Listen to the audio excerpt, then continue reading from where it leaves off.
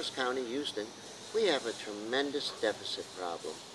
And there's a very simple way to solve a big portion of it, and that is follow House Bill 2391 that was passed in 2007, 5 years ago, that gives the right to municipalities and counties to write a citation for a infraction, which would mean that somebody who had marijuana in their possession, if they had up to 4 ounces of it, they could get a citation.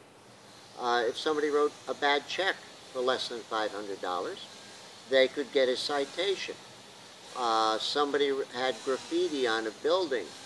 The graffiti was valued at less than $500 worth of damage. They could get a citation. These people wouldn't be going to jail. These people wouldn't be needing a bond. These people will probably keep their jobs.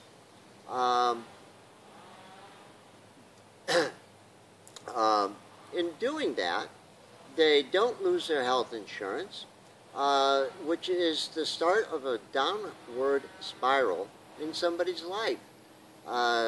We could save the $500 million that they want to build a new jail, another one, not a new one, 2 of them side by side, I guess. And it's just money that is not needed to be spent. Thank you.